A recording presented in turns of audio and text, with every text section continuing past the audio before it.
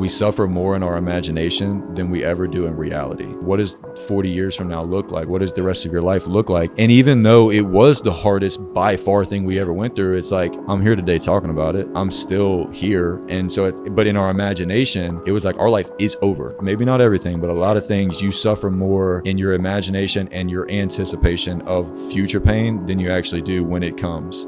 I'm Rhett. And I'm Brandon. And we're the House Dads. Because we're dads who sell houses. But we're also husbands, business owners, sports freaks, Christians, friends, marketing nerds, TV show bingers, and so many more things. Like so many of you, we're just trying to do it all. We're trying to do it well. And that's what we're here to talk about. Welcome back, everybody. Man, we got, for the first time ever, yes, not just me and Brandon jibber-jabbering about things. We got a third person. That's right. We've got a guest here. If you are in Baton Rouge at all, you know him, whether it's personally or through social media. But we have Stephen Couvillion. So you have two top producers, and then you have Brandon here. So we've got some really good insight. No, he made that joke earlier. I stole it. But yeah, we have a guest here. Stephen, man, thanks so much for joining us. Thank y'all for having me, man. We were just talking, like, we all do a lot of like social media, short clip videos, but like, you know. First long form. Long form. This is the first long form. I've done probably 1,000-minute long videos, yeah. So we'll see how this goes. So he's all about stepping out of his comfort zone. That's right. We're just allowing him to do that in another way. Y'all are giving me the platform, and I'm just stepping up. Well, you are the epitome of a house dad, bro. So you are honorary house dad already, and so it was natural. If we were going to have our first guest, it was going to be you. If it wasn't, I was going to, just defriend all of y'all. Yeah, but it is what it is. Yeah. So naturally, we had to have you. Yeah, of course. I appreciate it. Yeah. Man, we're excited to have you. We're going to talk about anything and everything, but I think it's really cool for the people to hear not just our perspectives on things, but get another outside perspective. But it still incorporates a lot of the values that we have in our business and our families and all that. And I was trying to think about how the heck we actually met. Right. And I don't know. They were debating before we started on who friend requested who DM'd who slid into the DMs first. I mean, being in real estate, you know names, you know faces. We never done a deal together. We had never done a deal together. Yeah. And I think it was one of those like where we noticed each other's like marketing and businesses, and they were very similar. And I don't know if it was me or you, but somebody reached out. Ask for the first date. We're gonna have to find the receipts. We'll find it. I'll go on the DMs and see who reached out to do that. first. Yeah. I think but it was Cedar House. Yep. Anybody remembers the old Rip. Rip. That was a good old Cedar House. Bring it back if they're watching, please. Bring it back. So we met, and then there's a lot of mutual connections with our spheres, with our networks, and too much connections. A little too much, actually. And one of those was Brandon. Yes. And so oftentimes we would get together and we titled them the therapy sessions, the realtor therapy sessions. Yeah. And what stays in those sessions, what happens in those sessions stays in those sessions. So we can't say much about it. Well, I think that was what was so unique. Is like we all had that in common, that we were building real estate businesses, but also didn't want to leave our family behind and wanted to prioritize our family and all men of faith and everything too. And so those therapy sessions this isn't the first time that we sat around a table with microphones in front of our face. It's not, So hopefully it'll be somewhat similar, but just slightly dialed down maybe. Yeah. We'll leave out names and everything like that here. Canceled, guys. Yes, exactly. Not yet. That's exactly. the goal. But I've known Stephen for a long time, and I don't know if you even know how we I don't. first met, but through some mutual connections from people at church, our buddy Josh Howard connected us. Shout out Josh. And YP. I think Josh's intention. So me and Courtney had just been married for like a year or two at this point, and so I'd only been in real estate for a year or two at this point as well. Mm-hmm. And so Josh knew that Stephen was maybe interested in getting into real estate at that point. Like I think you were just maybe getting in school. Like I don't even think you had your license yet. I had stopped. So I had stopped playing basketball and I moved back home, and I was taking like a couple classes at BRCC. Yeah. And knew that was short-lived. Right. And personal training and then thinking about real estate. Yes. And then you were also, I think you and Kara are already engaged at this point probably. I think or so. Considering it, but you knew that y'all were going to get married. Yeah, we were going to get married. It was at that point. And so we had done a few church things together, but then I'll never forget us sitting over there at Starbucks and talking about like, Josh put us together and he was like, hey, I want you to explain to him like that this real estate thing it's a grind. And like, don't do it. Getting married and paying bills and all that different stuff is brutal. And then, being involved in, like, for me, it was ministry and real estate, and you physical training, and and getting into real estate, and like that whole dynamic. And I think he wanted me to talk you out of it a little bit, or at least delay delay it 100%, right. And if anything, I think it just like it brought us closer together. It was like, oh wait, I could see myself doing this, and we could do it together. You know, so we known each other for a while, and it's been cool to see, like, just bro, your real estate business, who you are, and everything. Just absolutely just do what it is today. So I'm glad to call you a friend. Dude, I appreciate it. Glad to have you on the first episode. Dude, I'm honored. Guest episode. I'm honored, man. I'm honored. I'm so excited. To kind of cue you up, I think first let's start a little bit with the real estate story. So like from that time, us sitting down there at Starbucks and having that conversation, like tell us a little bit about that journey, how it went from there to what it is today. Yeah. So at that point, it was like $10 to the name, right. You know, type of a jam. I was personal training. That meeting with you was really one of the first, if not the first time I even heard what a realtor did or was. I didn't know what a realtor even meant. It's crazy. And and then personal training, ended up getting a client who became my first broker. So I start training him and start hearing more about real estate, right? So I'm thinking more and more about it, and it's kind of crazy. I don't know if I even ever told y'all. I don't know. Crazy thing that we were leaders in the youth group at the time. Right. Took them to this huge youth camp, and a nationally known preacher spoke just to the leaders at that youth camp. There's like 300 leaders at this youth camp. So there's like thousands of kids, 300 leaders. A lot of people. At the end, she's speaking to the leaders. Well, she starts like prophesying. She starts praying. Yeah. And then she starts prophesying over somebody. Yeah. Now, I come from grew up in like much more of like a reserved, like Baptist. Traditional. Yeah. I've never heard someone prophesy before. Yeah. So my eyes are closed, and I hear her start talking like differently about to someone, and I look up and I'm like, what is she doing? What is this? And then I see this person just crying, right? Yeah.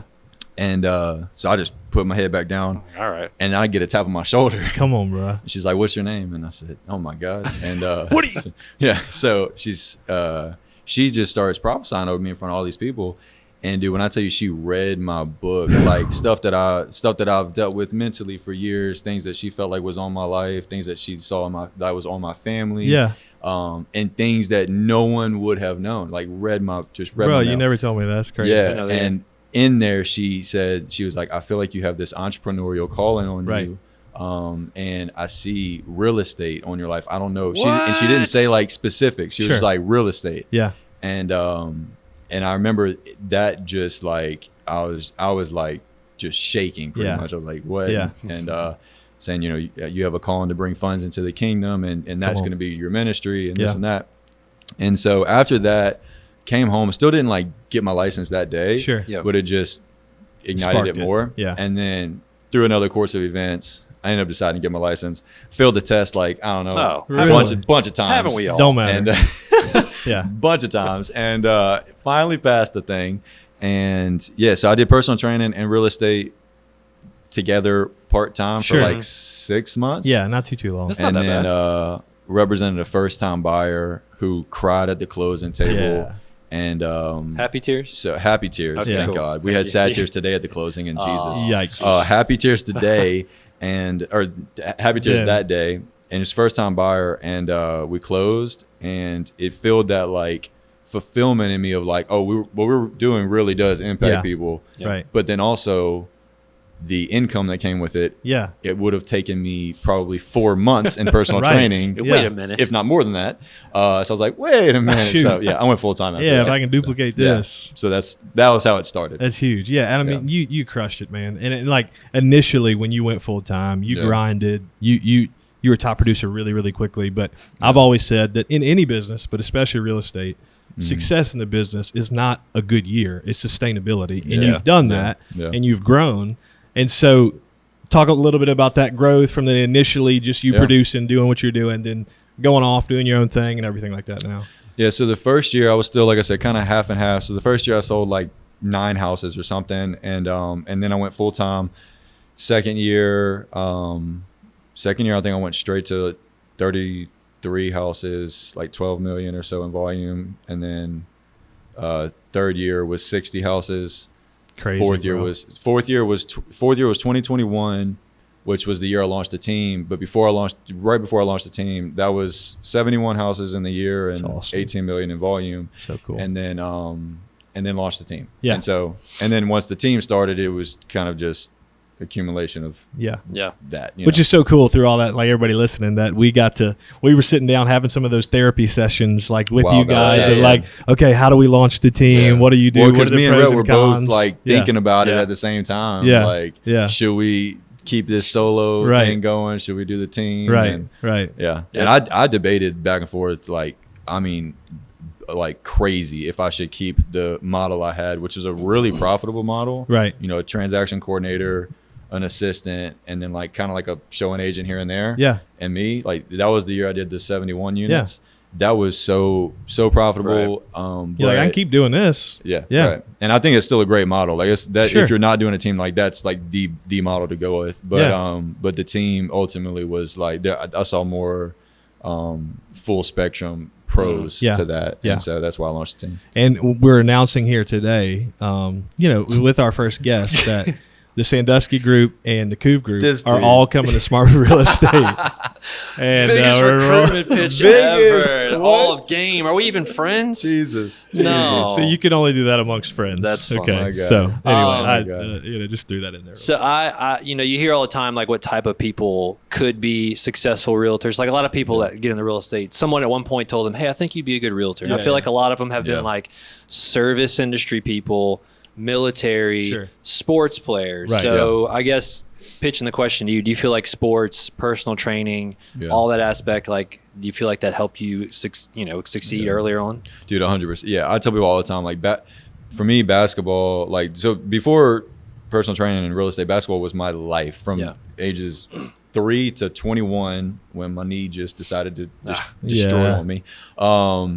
Basketball was like the only thing I cared about. Right. And but there has been so many correlations that I've seen throughout. And so to this day now, when I'm like thinking about bringing on an agent, if they have like a sports background, it's always like a trigger. It's like a no-brainer almost. Because it's like the hustle that you have to apply, the self motivation that you have to apply, and then being able to operate in a team, ability to take coaching. That's the other thing. It's like, I'm the type of person that's like, if you're like coaching me, I want you to like, you can chew me out. I will take like, like what's I heard a pastor say, like, eat the meat, spit out the bones. Yeah. Like you could be cursing me out, but if there's any like constructive criticism in there, I will take that. Yeah. And a lot of athletes are like that. Yeah. And then the personal training, I think, was more of dealing with people and communication more than anything. Mm-hmm. Right. That was so both of them, 100%. Yeah. I imagine like personal training, you're helping people track, measure, and that's what I did. That's what I neglected my first however many years. I didn't track anything or like set the goals, but like that's a huge correlation to that, dude. And that was like day one for me in real estate, and I don't know if it was as much the background that I had of that. I had a great foundation with the broker that I started with, but also like I watched every YouTube video. Look, I dropped out of college, but I got like a PhD from YouTube. I watched every YouTube video on real estate and like business there is, which is huge. And so like from day one, I knew track my call, how many calls to get a conversation, how many conversations to get an appointment, how many appointments do I need to sell 40 houses or whatever. And to this day with my team, like that's what we, I'm like, all right, if you want to make 6 figures, this is what it makes. This is what it takes. Yeah. So, and that's a big deal. I mean, we talk about it all the time here. It's like, it's not about just improving your real estate business. It's about improving yourself. Yeah. Because that rising tide rises all the boats. And you've been huge on not just improving yourself as a realtor, but as a dad, as a husband, Come on, Brett. My goodness. It's like it's I really first thought episode. that was on silent. I think he was a newbie. Golly. Man. Sorry, everybody. 10 people on YouTube. Jeez, I even forgot now. But transitioning from a little bit of business stuff, we're leaving for the beach tomorrow, and I know you guys just got back, and I was reading your post about that, and Courtney and Kara, your wife, they've gotten to, we hadn't been able to spend as much time with each other, but Courtney just loves Kara, and we love y'all, and I know you've been through a lot. Yeah. This last year and a half, 2 years. Yeah. And so you're talking about the transition from this beach trip to the last beach trip. Yeah. And, I think when you're pressed, I think the real test of a man is when you're pressed, what comes out. Yeah. And you guys have been pressed, right? With incredible blessings, incredible things that have been happening. But just tell us a little bit about kind of the past year, man, the story, and what's been going on with you in life. So the beach trip this year looked drastically different than the beach trip last year. We took a trip last year to the beach in August, and that was in the middle of the most tormenting, I guess is the word, the most tormenting 5 to 6 months of our life that I could ever even imagine. We were pregnant, and it was so polar opposite of our first pregnancy with our first daughter, Ruby. And so we were at the beach knowing we had an ultrasound appointment to go to the day we got home. Yikes. And to look at our baby's heart defect. And so that entire beach trip, we kind of knew it was like the calm before the storm. Mm-hmm. And so I guess to rewind, we got in March of last year, we got pregnant with our second child, and thinking everything's great. Market's still doing great. Everything's grinding. Team's growing. Everything's great. June hits, and the timing of this it's just so crazy. Think of the timing. So I want to say it was June, when the interest rates pretty much doubled on itself. Right. Market drastically changes. I bring on 3 agents in a 3-month span. I bring on 3 brand new agents. Yeah. And then we have an appointment with our OB, and we had an ultrasound, and she's looking at it, and she sees something that she just thought was irregular. She had no idea, really what. She didn't know what, but she just noticed something was irregular. And so she told us she was going to send this off to a specialist. And so, of course, from that moment, there's a little bit of panic. My wife was like frozen. Yeah. And for me, in that moment, for me, I was like, oh, it could be nothing. Sure. Like it's I really legitimately did not think there was a thing wrong. Right. And so I was really just trying to kind of console her in that moment. And so it was a week until we could see the specialist. So that week was a little tough. So we see the specialist, the maternal fetal medicine people, and he would do the ultrasound, and it's much more of an in-depth ultrasound. And again, this whole time I'm thinking he's not going to see anything. Yeah. And he tells us that he sees a heart defect, and it's a AV canal defect. And again, I have no clue what that means. All right, cool. Right. Like, what does this mean? And he said there's drastic levels of this. Like, it could be relative. There are people that have this that are like our age that don't even know it. There's other people that die from it immediately. There's people that have to have immediate open heart surgeries. It's anything in between. And he didn't know the severity of it because we had to go see another specialist to know the severity of it. Another waiting period. So another waiting, and that was even longer. I want to say that was like 2 weeks. And so but he also told us in that meeting, he said that this is a very common defect for babies that have Down syndrome.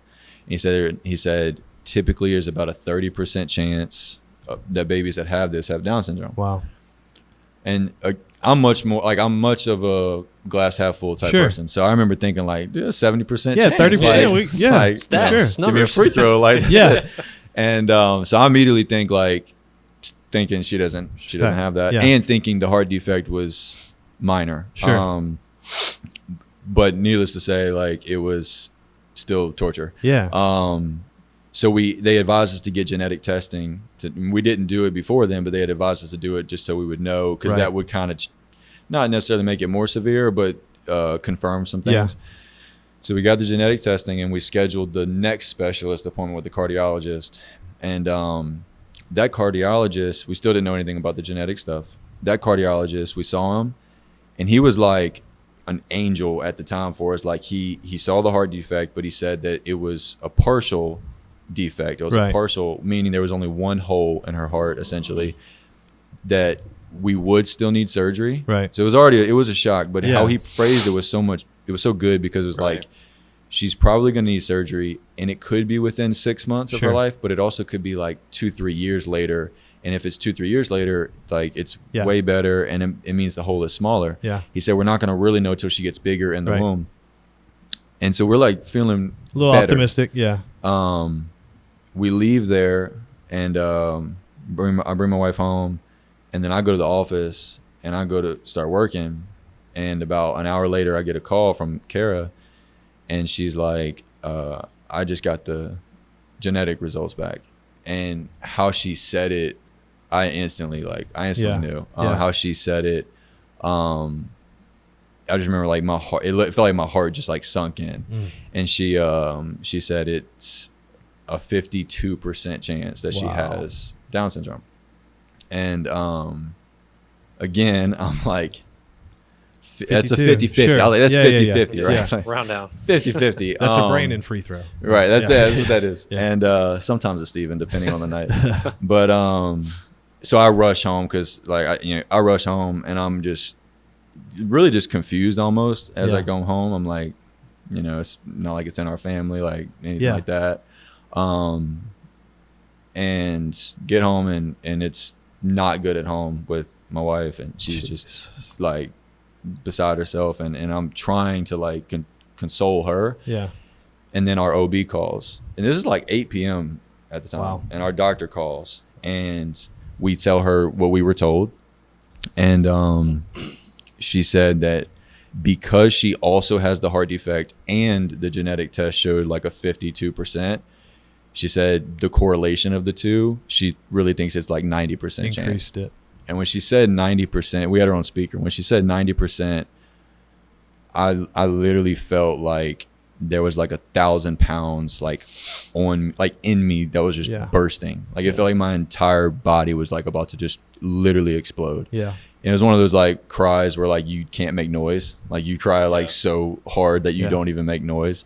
And at that time, I remember my wife grabbed me, and I was like, I couldn't even like function. And we get off the phone, and like what goes through your mind in that moment, for someone especially who has previously had no experience with Down syndrome, I've never really know anybody. None, didn't have a friend or any of our friends that have kids, like didn't have any exposure really to it. You immediately think like your life's over. Sure. Honestly, like if I'm just being real, you think that like you're going to be a caretaker for the rest of your life. You're like, what does my life at 50, at 60, at 70 look like? Are they, and your mind immediately goes to the worst possible place. It doesn't think like that there is so many, it doesn't think of all the blessings that come with it. It doesn't think of all the, just how special in all the words and all the meanings of the words that they are. It can go to the dark places quick, and especially with the pregnancy that you guys had already had with Ruby, and it was just literally the complete opposite. Like it was like the most perfect pregnancy ever. Yeah. And so that night happened, and we were both just beside ourselves. And then that was in the summer. We weren't supposed to have her until November, till after Thanksgiving, and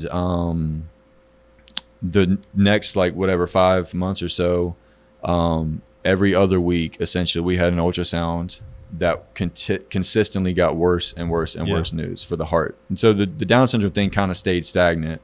It was the heart defect then that continued, and what we were told was a partial defect ended up becoming a full heart defect. And so there was multiple holes, which added to the severity and just everything with the surgery.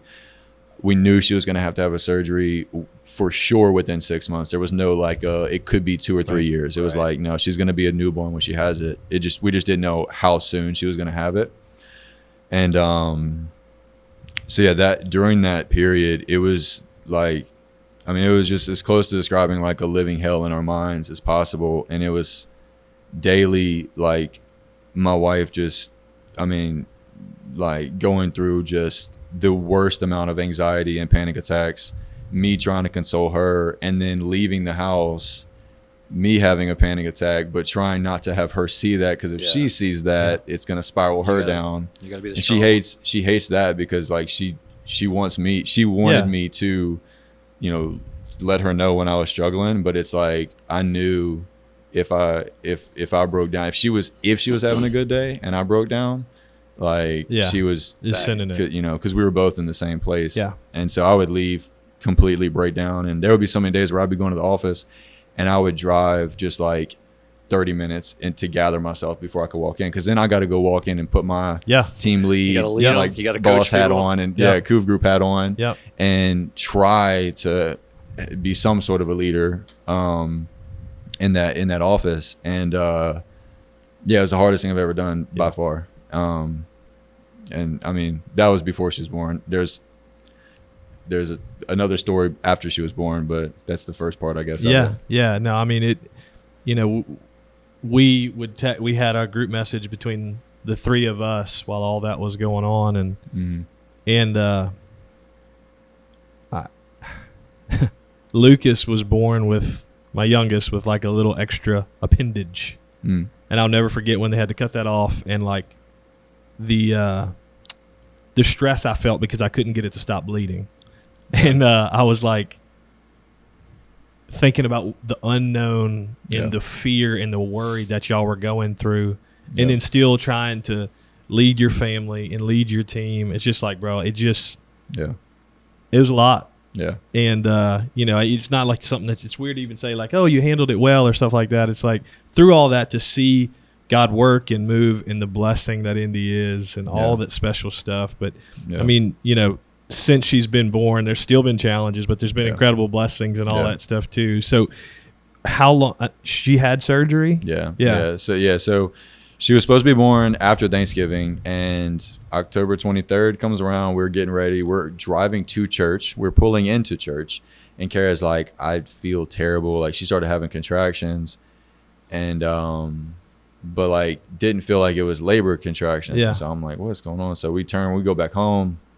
I take Ruby to the park. So I was like, babe, just lay down, whatever. And Kara calls me and she's like, babe, like, we need to go to the hospital. And we were at the park, within 3 hours, we had her. It was so by the time we got to the hospital, I think she was 6 centimeters dilated. Jeez. And she was like 6.5 weeks early or something like that. Yeah. And it was one of those like rush deliveries where like we were sprinting down the hall, like with her in the bed. I'm like trying to get the scrubs on me, like while I'm like running behind them. Yeah. And obviously we didn't get to deliver in our like normal room. So we were in the like operating room. No family, even like both of our moms ended up being out of town at that point because we weren't supposed to have the baby. So like no one was expecting that to happen. So our dads were at the hospital, but like they weren't in there, obviously. But so our moms both were just like besides themselves. But anyways, they rush her into the OR room or whatever, and the whole time we were supposed to have our cardiologist there because they thought they were gonna have to resuscitate her after we delivered. Well, they didn't know her heart was gonna be working. And I mean, it was like within seconds. It felt like the baby was out. Like it was just like she was just ready. She was tiny too, so it's a little bit different. Like Ruby took a little bit of time. And I think one of the hardest parts was, so she was born and we see her, and Kara didn't get to do skin to skin, nothing like that, because they still had a cardiologist team there, just wasn't ours. Right. And they had to immediately take her away and check her heart. Jeez. And they asked me to go with them. And so I left. So I had to leave Kara, and I went in like this back room where they were checking her heart, and they were just like doing all these different tests and like all these wires on her stuff. And she's like, she's a literal brand newborn baby. Yeah. And I remember I first asked the doctor how her heart was, and he said she's stable. That's all he told me. And so I was like, okay, she's stable. A little bit. And then he said she does have Down syndrome. And I didn't even think anything, like nothing really even hit me at that moment other than, what am I going to go tell Kara? Because Kara had no, like, you couldn't tell at that time. Like, you can't like tell really. Right. Yeah. And so I stay in there with them for a second, trying to just kind of like gather myself. And Kara's in there with just like 1,000 doctors in there by herself. Yeah. And so I go back to the room with Kara, and I was like, she's doing great. And she was like, does she have it? And I was like, I don't know. I couldn't tell her. I couldn't tell her. Right. Like that was like, to this day, it's one of the things that like kills me, is that like I couldn't tell her. Yeah. And I think part of it was I wanted her to be like holding her. Like I wanted her to like meet her first. Yeah. Because I knew my wife, and I knew when she got to hold her and she got to meet her, that her feeling would be different than before she even got to see the baby. Like That's she barely even got to see a glimpse of her, because they like literally took her and like it was like they ran with her to get her heart. And no, so, man, that's you protecting your wife. Like that's you showing how much you love Kara, to just say, I know when you see this little girl, you know, that. I think if you would have known before then, like someone said, hey, would you have like, you wouldn't have known. It's like you're in the heat of the moment. You're like, that was just, you didn't know it, and know like in that moment. Yeah. So she ended up getting wheeled back and held her, and then obviously she knew. And from there it was a month and a half in the NICU. Another challenging time. Like bouncing back and forth from like selling houses to all right, I got to go show a house and go back to the NICU. Real estate literally just throwing different hats on, and trying to do a team meeting, coach my agents, get back to the NICU, and like I would do a lot of my coaching session with my agents like in the like waiting room and or even in the room with Indy, so that was, we got out of the NICU, I want to say like sometime in December, and there was several more health things that came up before the heart surgery, but she finally had the heart surgery April 20th. And to, I guess, tie the story off, that day was like the final like gut-wrenching day, I guess, was we knew she had the complete defect. We were thankful that she made it to that long, because the longer she made it, the bigger she would be and the stronger. And we did it in New Orleans, and walking down to like bring her to the doctors, we knew like they are cutting her open, they're stopping her heart, they're putting a pacemaker on, and they the day before they had to tell us all the chances of this happening, that happening, her not making it, all these things. And handing her over to the doctors was probably of everything, that was the worst moment, was handing her to the doctors, knowing what they were about to do. And I have a picture of it, because like I remember in the moment like just wanting to remember it, but like one of the doctors came in and was like, all right, say your goodbyes, give your hugs and kisses. And when he said that, man. Come on. When he said that, I was just like, I couldn't even. So, I kiss her and I hug her, and Kara's holding her, and Kara just looks like the life is out of her. And she hands her over to the doctor, and like we knew what was about to go down. And so 6 hours later, it was a 6-hour surgery.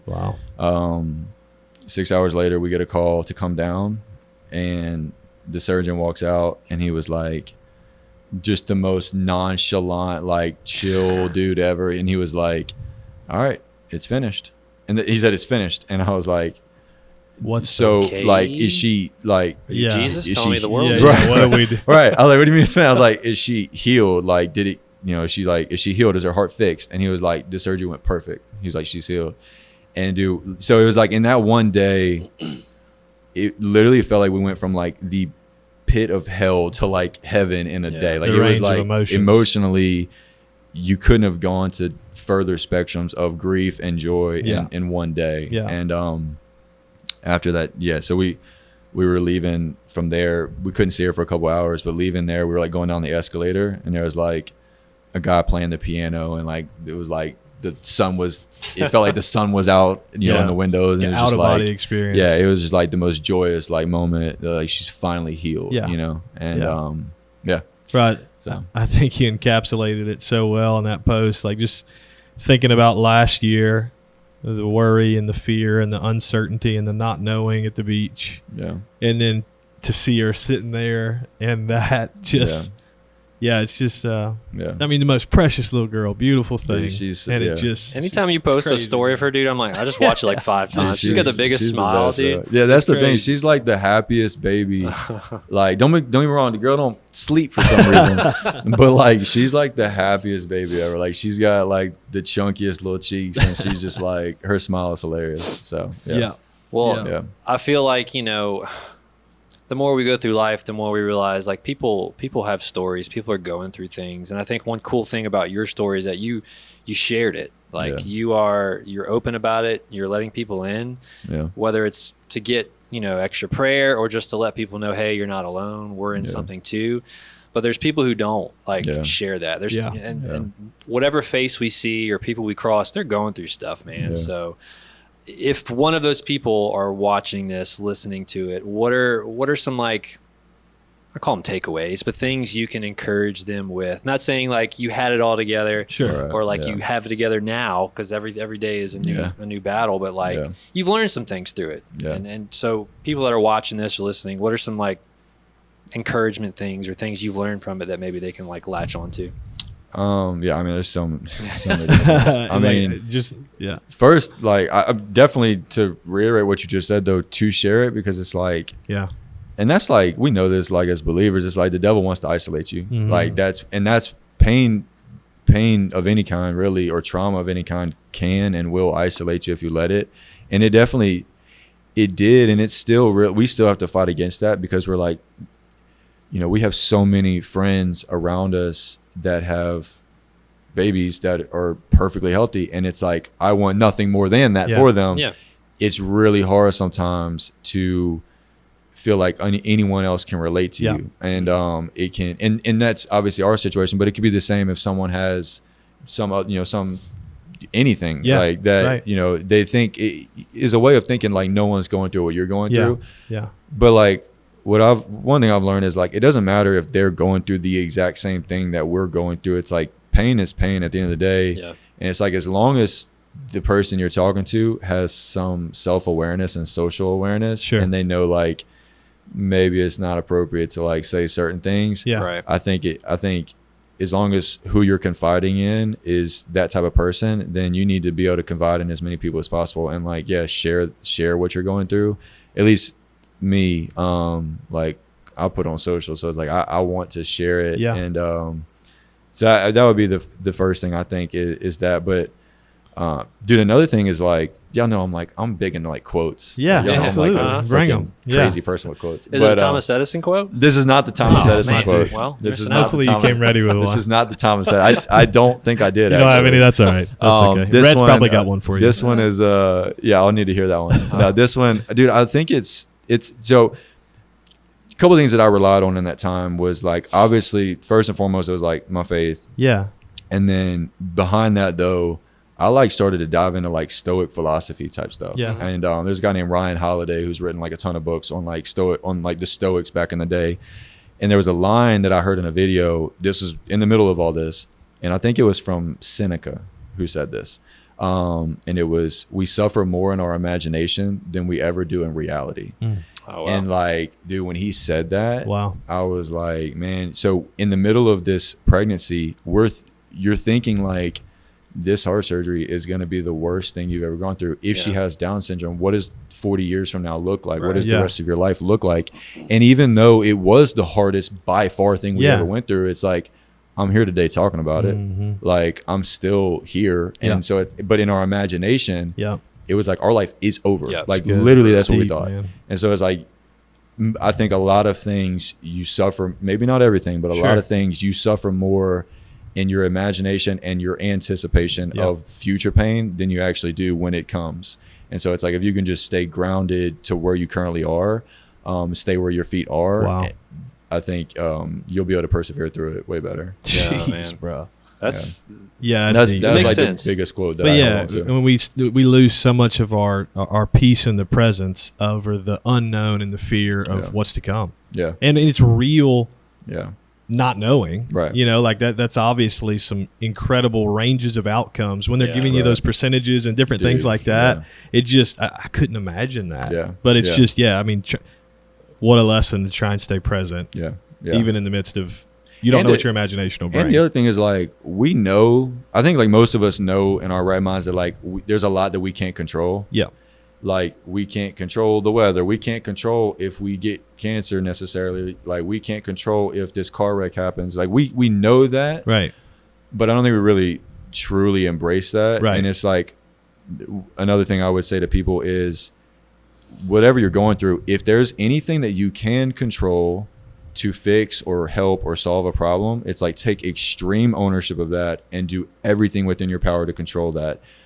But if anything is outside of your control, you truly just have to let go and just trust God's will with that. And it's one thing to like say that, it's cliche to say it, but it's like when it's your unborn child that's not even there yet, and it is like slapped in front of your face that you have no control. Like you're praying for this result for every ultrasound, and it's not that result 100 times. It's like you realize like there's no amount of, you know, force or will or anything that I can do. It's really just I'm trusting God's will, whatever that is. I'm still going to pray for a certain, you know, for a certain healing, but ultimately like his will is going to be done at the end of the day. And so I think it's like when you're just hit with the reality that you don't control much, and you can either resist that or embrace it. So I think if you embrace it, there's like this weird peace that comes from that. For sure. That's another thing that not every day, I guess, a daily battle to feel the peace from that. But there's definitely been days where we felt this like weird peace of like we're just trusting God right now. Like she's got this going on, that going on. It's like we just have to trust God. Like, well, I think you kind of already answered this in the midst of that, but like being able to focus on what you can control when there was so much unknown. Like how did you, or what would you tell somebody that like when they have that unknowing, you still had a team to lead. You still had to pay the bills. Right. Like, I mean, how do you keep showing up? How do you keep being something for somebody else that like you feel like you don't have it together? So to put it in perspective, you're going through a lot in your head. Like you have to be the strong person, right? We have to. I mean, when our partner's weak, we're strong. You're a dad. I mean, Ruby, she doesn't have to a degree of extent of what's going on. You got to be super dad for her. You're a team leader. You have to be a coach leader to them. You have clients who are doing the biggest investment of their life. You've got to be a strong person for them. And man, the amount of pressure you can feel.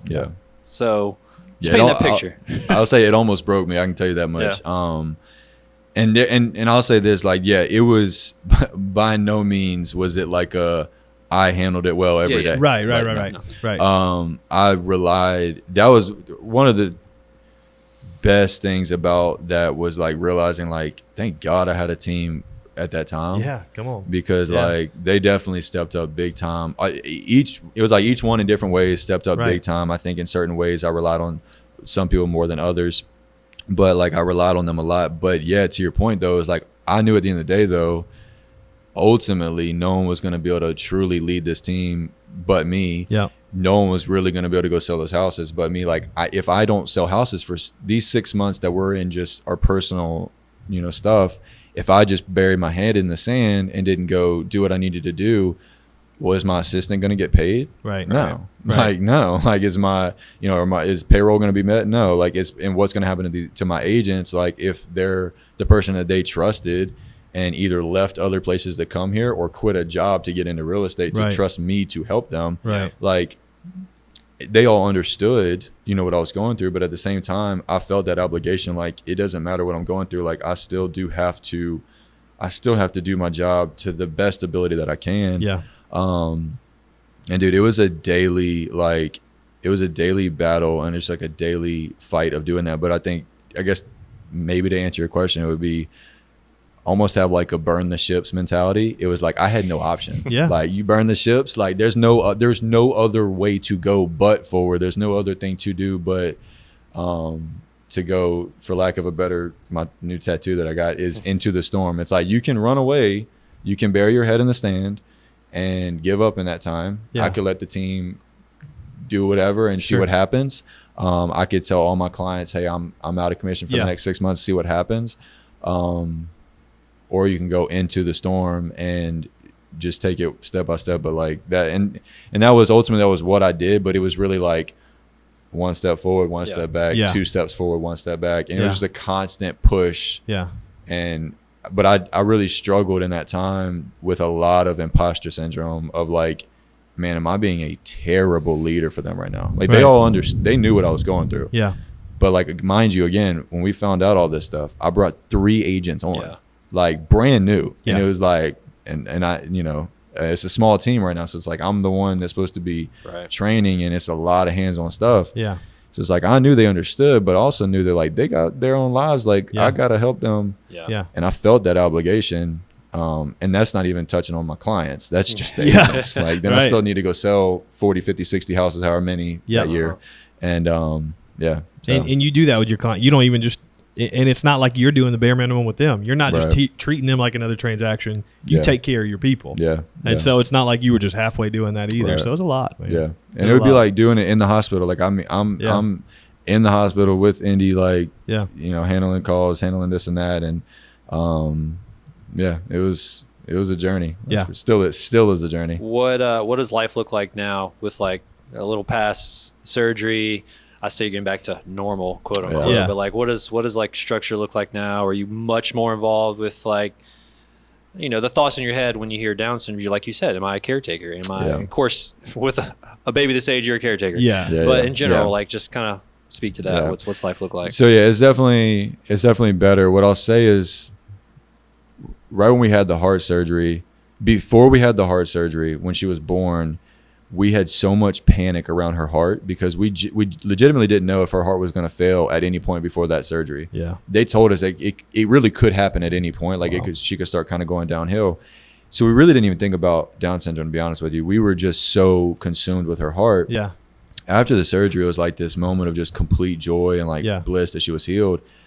And it was like about a week after we got home or so, then the reality of like, okay, she has Down syndrome. Like that started to hit more. And so we had like a bit of almost like a PTSD type of a feeling from like, you're literally on this like adrenaline for 6 months essentially, and this anxiety of the heart. And then it's like in an instant that's over.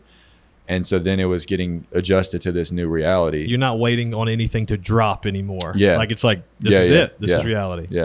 And that was like a weird feeling. Still is a weird feeling. But I guess what I'll say to that is I try not to think of what does 30, 40, 50 years from now look like. I try to think like there's no telling. But what I can say about my baby is that like she has far exceeded like what literally anyone that we've met with, any doctor's therapist has said that she should be able to do, how she recovered from surgery, how many other sicknesses and viruses she's fought off has been ridiculous. Like she's fought off like 3 or 4 other serious viruses in the middle of all this, half of those with a bad heart. And so it's like, I have nothing but confidence that she's going to be like such a strong person. What's tough is I still don't know like her person. Like she's 10 months old right now. So it's like, I still don't really know, like, you know, when she's 3 or 4, what's her personality going to be like? That's what I'm excited for though. Is like, I'm excited to see like when she's 3 or 4 years old and she's, you know, doing her thing, or she's, you know, walking around the house and like learning all new things. I'm so excited to see how her unique personality like changes our family. And so there's definitely still days where I struggle with the thought of this is not what I ever thought my life would look like ever. Like my life changed essentially in a day. But I did not like lose my life. It just looks different. And I believe that it will look better than it did if she was never here. What's interesting is there's times where I definitely don't feel that, where I feel like, man, she's got therapy 4 days a week. Like she, you know, when is she going to be able to do these things? But I know that at some point I'll have the perspective that I wouldn't take this away if I could. Like I would not take the Down syndrome away if I could. Like I truly believe that I will at some point have that perspective.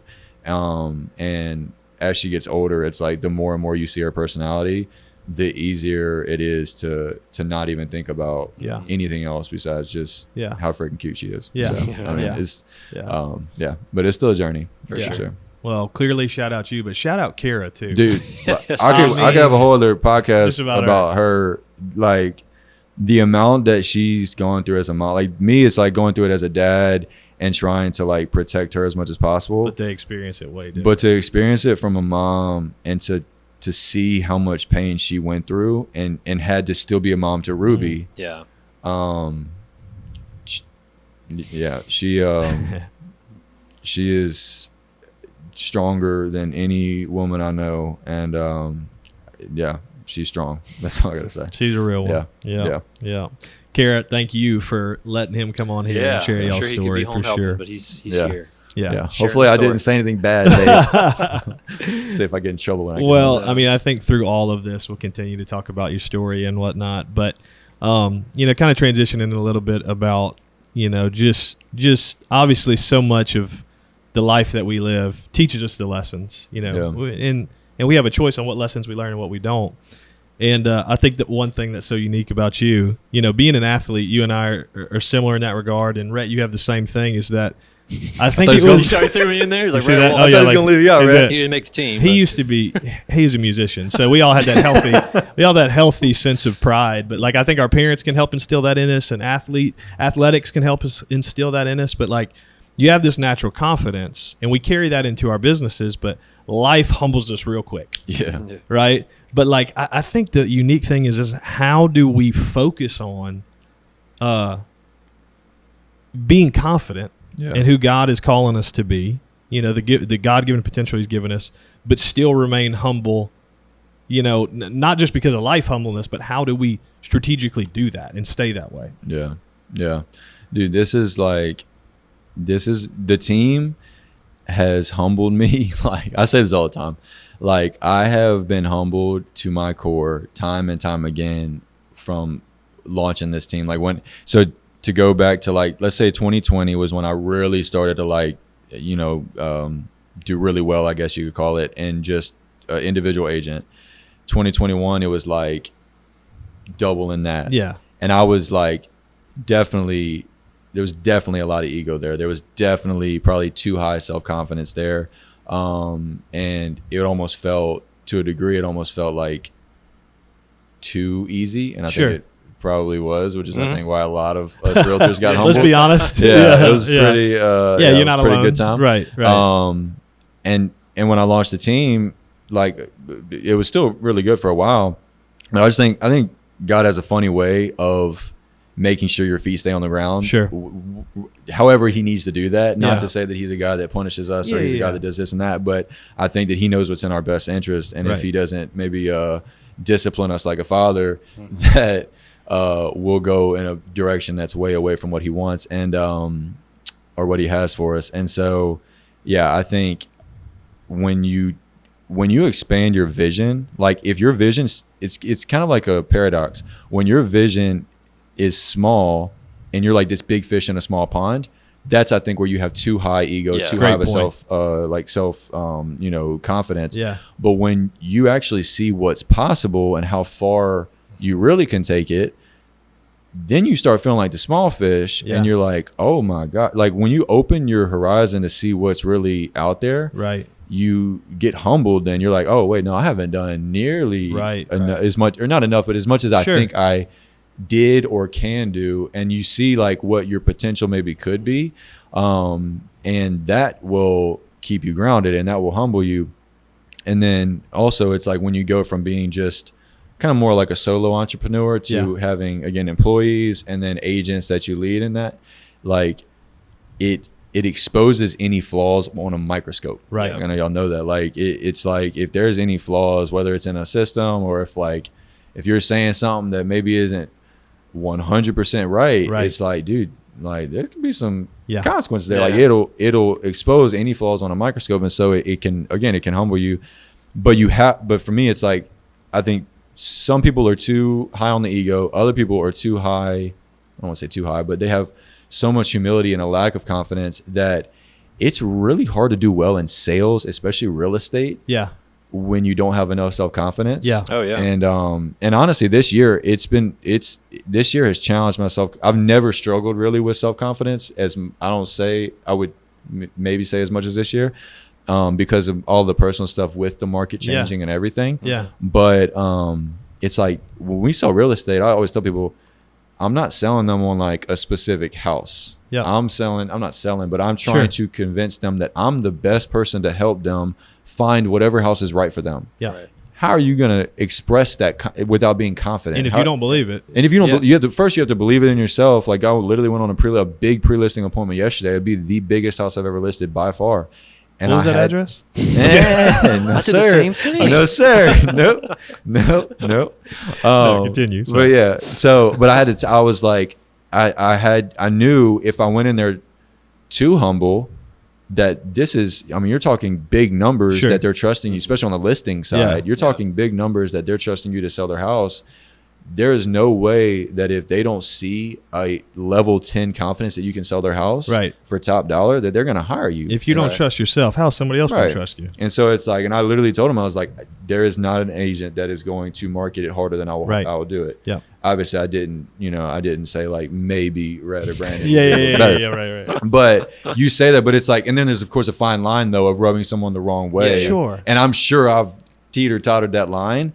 But I just think in general, if you don't have that confidence, you don't even have a chance. Yeah. But if you have too much ego, at some point you're going to get humbled. Yeah, I think it's a good balance. It's a balance, because we've had an episode prior to this of like, hey, how do we talk about our stats? We show, hey, we sell this many houses. Is it bragging or is it just kind of showing a little credibility? Right. You know, it's a fine line of a balance for sure, and we're all trying to figure it out. Yeah.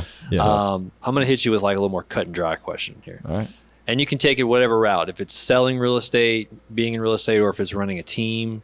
But like, we'll start with your favorite. What's your favorite part about either of those?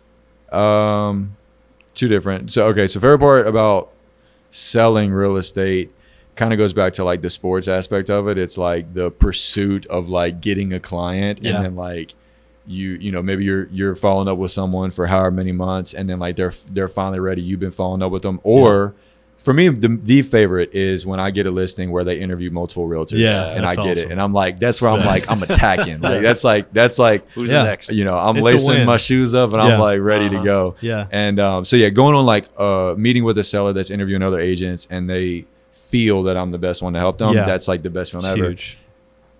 But really it's like that first time buyer that, like I said earlier, crying at the closing table because they never thought, you know, I had a 65-year-old first time home buyer one time. 65 years old, they never thought they were going to be able to buy a house. Yeah, that's incredible. And I'll never ever forget them. Like, and they bought like this tiny little house in Denham, and it was like the smallest house I probably sold that year, and it was by far the most meaningful. So both of those things on selling. The team, I would say, like, anytime I get the whole team together, like especially like the early days, like it's hard to do.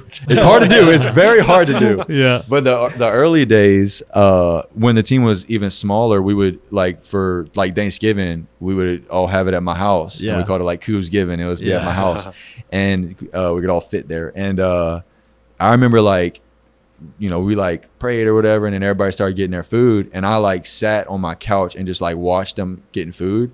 And I just remember, like, and they like made fun of me because I said something like corny. I was like a dad, like I made like a dad joke or something. But I felt like this just like crazy level of like gratitude. Like I didn't really even know half of these people. None of them knew each other 6 months ago.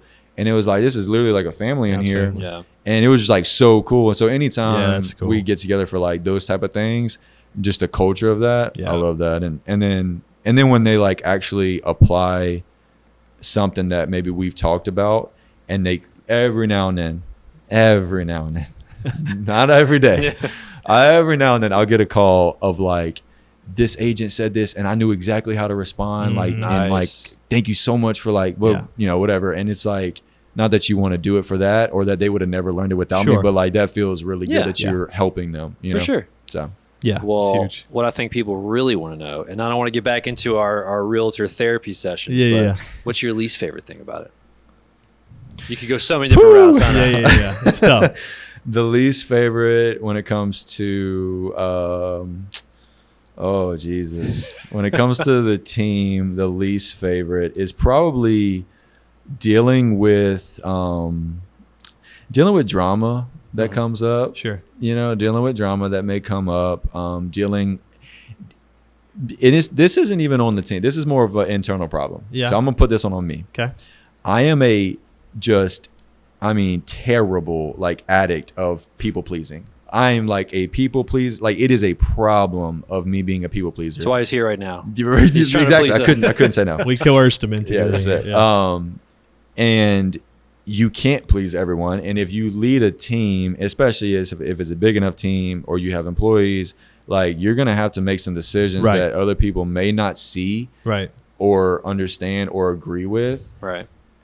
And I say this line all the time, but like know my intentions and know my heart. Yep. Like if you know my intentions are good, you know my heart is good, which everyone on my team hopefully knows that, then regardless of whatever they're hearing or seeing, if they fall back on that, then hopefully they'll understand. But like thinking that someone on the team is like not happy with, or if I'm trying to hold somebody accountable and there's like this frustration or whatever, I hate doing that. Because there's such an interesting dynamic in our positions because it's a piece of paper for them to go somewhere else. And exactly. You know, so you're really teetering on that line of I'm gonna coach you, I'm gonna hold you accountable. Yeah. But I want to keep you happy. Right. Yeah. It's a challenge. Trying to, and that's probably it. That's like that would be a big part of what I don't like about running it is trying to keep everyone happy. Which again, that's more on me than them. Like that's an internal problem. Yeah, no, it's good. But that's something that we need more realtor therapy sessions for. Just let me know. We'll do that off camera. So that makes sense. It's good. Yeah. It's good. Love it's it. Good. Yeah. Well, one of the things that both of y'all do, I know you said something about being active on social media, but I'm a boomer, and we all know that. He is a boomer. You know, I have boomer tendencies. Y'all are both older than I am, so y'all both are. I have boomers. boomer. Are you technically a millennial? No. Well, yes. I think I'm like. Are you sure? On the upper cusp. I don't think you are. What do you mean? I'm pretty sure 90. I'm pretty sure I'm the cutoff. No. 94 I thought was the cutoff. No, I'm a millennial. I'm a millennial. And he's older than me. 87. Dude, I was born in y'all 87. need to relook this up. No. Go ahead. I am a millennial for I'll let sure. y'all. This is y'all show. We're not a boomer. If it wouldn't be a millennial, it'd be like a Gen Z or Gen X. Something. That's between millennial and X. Look, I don't want to get kicked out the show, so y'all do whatever. Anyway, I have a lot of boomer tendencies. Yes. Yeah, I just don't do. I asked Stephen one day, I'm like, bro, how do you film the lockbox when you're showing the house? If I got my super app on, like it's that kind of stuff. Like I'm not, but one of my favorite things, not only is your social great, but like you're not imitating, man. You're innovating all the time, man, and creating new content. And the content days y'all do at Couv Group and everything like that. Yeah. What helps you stay fresh? How do you keep that innovation going and stuff like that? I mean, I'll say it's definitely not always there. Like as far as just like the desire to, to do it. New stuff. But I'm gonna throw another quote at you. Okay, I just read this book on the beach, so it's like fresh on my mind. Yeah, it's real fresh. So Stephen Pressfield said this quote.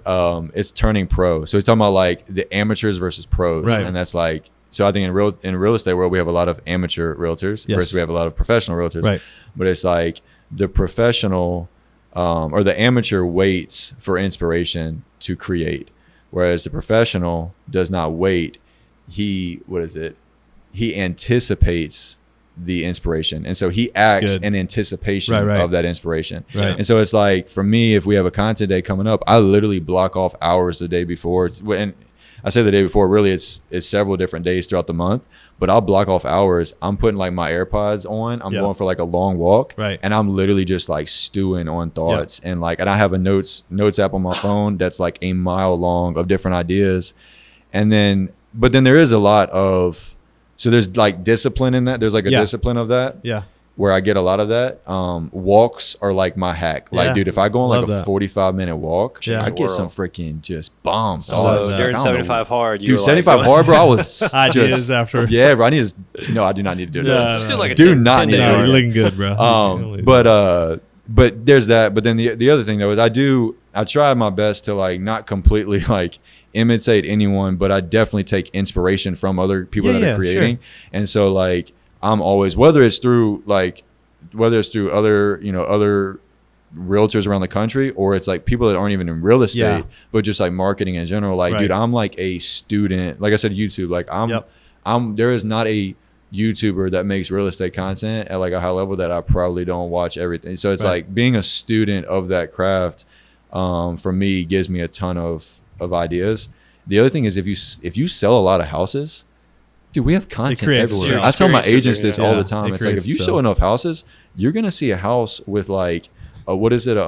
is it not a garbage disposal? What's the thing I'm thinking of? Trash compactor. Oh, Yeah. That's a perfect thing to put on your story. Yeah. Like, what is this? Nobody my age knows what a trash compactor is, and you put the poll on your Instagram. It's gonna make content. If you show enough houses, you're gonna see houses that have like purple and yellow carpet stripes, and it's like that's great content. Activity creates activity. Yeah. So just like go get busy working, and like you'll probably if you are intentional about trying to find content. Yeah.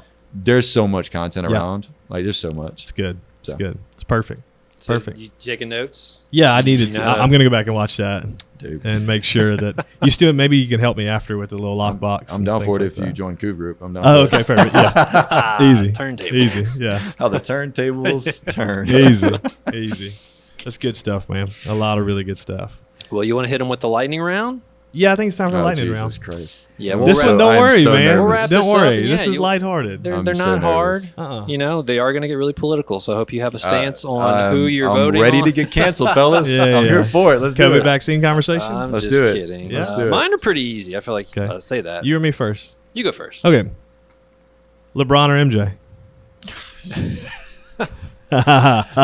Here we go. Basketball guy. Greatest of all time, MJ. Okay. Most impressive to me is LeBron, because you got a guy that got drafted at 18, was the most famous probably athlete at that time at 18, and now he's like 40 something. He has never been arrested. No things come up on him. Mm-hmm. He's also barely ever even been injured.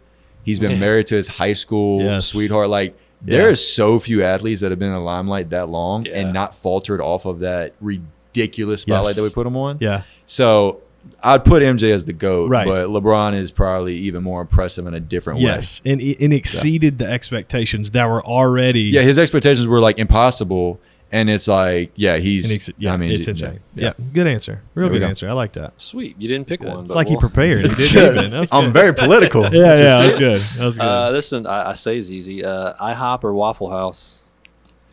There's only one correct answer. IHOP. Oh, really? Oh, he's really choosing it. He's going to get canceled. I am literally choosing it. I am choosing it. Red, I don't understand. I didn't know you were even a Waffle House guy. Red, I never understood it. I don't even know how you get Asians on your team with Waffle House, bro. When I go to Waffle House, I legit, actually, I'm going to get canceled. Never mind. That's the culture of Dude, it. Waffle House to me, bro, is just like dirty. Like I am like nervous walking out of there. Well, yeah. That's part of the injury. You can't even walk without sliding on That's the floors. That's why haunted houses are in business. I guess. I mean, everybody's got opinions. Dude. No, IHOP all the way. Can respect IHOP all the way, bro. Do you actually like IHOP, or you just don't like Waffle I House? used to be obsessed with IHOP. I haven't been in like years, actually. Yeah. But I used to be. I eat healthier than you guys, so that's gotcha. Well, IHOP puts about a pound of whipped cream on everything. Just cover up their deficiencies. This one's a little different. So, I prefer late night or early morning. Dude, y'all know the answer to that. Early morning layup. Yeah. Get me. Yeah, that's a layup, bro. Get me in the cold plunge. Get me an outdoor walk. Give me a workout. Yeah. Everything is thrown off right now though with Indy because she decides when she wants to wake up and it's an hour swing every day. Like I have no idea. If I can get my morning routine in, I am such a better human to be around. Yeah, for sure. Yeah. We should have shot this in the cold plunge. Dude, like what's the Kevin Hart thing? Yeah, that's what I'm thinking. Yeah. All of us. Y'all can come to the crib. We can do it. We can do a round. If I'm invited for round 2, we'll see how the attendance is on this. I like video. that. Yeah. We'll see. By popular demand, you want us in the cold plunge? Let's do it. If this gets enough exposure, this video. Yeah. All right. Beach trip, beach vacation, or mountain trip? Mountain times 10, bro. Interesting. I could never go to the beach. I mean, I love Rosemary. If I'm gonna go to the beach, it's gonna be 30A. Right. But if I'm in a mountain, I tell people all the time, I'm not supposed to be born in Baton Rouge. Yeah. I need to be in the mountains. That air is different. Yeah. If you catch me in the mountains, you're not even gonna know who I am. I'm floating. Yeah. It feels good. Amazing. The air is bro. I get you. All right. So back to a little real estate. Buyers, sellers. You can only choose one. No PC answer here. Ooh, a thinker. I would rather buyers. I am going hard after sellers right now. Okay. I want sellers. Okay. But buyers are a little bit more fun. Yeah. Okay. I like it. That was a good answer. I still answered both. Yeah. You still Again, did. But very we'll let you have it. I don't really know. I don't want to ask this next one. It's a very easy one. Yeah, because there's only one right answer yeah, for you're right. sure. I was going to say green text or blue text. We know you're blue text. I was just going to give you a chance to go off on the green I will text. go off real quick. Good. It was to the point where I was about to not hire one of my agents because he had an Android. You might make him. You might Dude, make him switch. I cannot deal with green. If someone has green, they could be the perfect agent. They could be the perfect person. Yeah, that's not a perfect If person. they have an Android, that's right. If they have an Android, Character flaw. I don't know if I can. And that person, not because of that, but through other circumstances, he ended up getting an iPhone, and I was like, it's meant to be. There you go. Perfect. He's on the team. No, So yeah, I'm not going to go that route. I'm just going to. It's not even an if or that. It's what's your like guilty pleasure fast food place? There you go. Cane's. Caniac combo, extra cane Caniac. sauce. Smoking Dude, canes, bro. at least, bro. Sometimes I get a caniac with extra fries. Holy smoke. With a Eat it cane all? sauce and a lemonade. Dude, y'all, like look, that. I can binge eat like no one's business, Yeah. bro. Yeah. Like binge eat bad, bro. Yeah. That's why I gained so That's much weight it. The after real Caniac. estate. Okay. Nice. Caniac. Okay. Well, Yeah. that Good was to my know. last one. You got another one? Nope, that's Anyone just it. came spark to you? That's it. Sweet, man. Well, we really appreciate you giving your time. This I know was obviously you great, got a lot man. going on Thank at you. home. So to give us an hour and 9 minutes, as my Oh, phone snap. says. Yeah, Yeah, we man, got it it, flowed. man. It was I awesome. love that, dude. We, Yeah, it flew by. Our normal episodes, 20, 30 minutes tops. But obviously, if it's worth the time, And it they'll was. go a little longer. So we appreciate you watching. We appreciate you coming. Hopefully, yeah, we'll have a round two. Maybe get a little. Maybe hot. Can we just do a hot tub? Nah, brother. Nah, Okay, we'll if you're just going to do do it. it, Dude, you I'm got to in. do Let's it. go. Dudes in a hot tub? What's wrong with that? Dude, no, bro. No, we appreciate you coming, man. Thanks for watching. Don't forget, we're gonna put Steven's kind of socials and contact stuff in the notes. Yeah. Kind of did that off the cusp there, so you can follow him and see the good stuff he's doing on there. But follow us on all the stuff: YouTube, Insta, Facebook. We appreciate you watching, and we will catch you next time.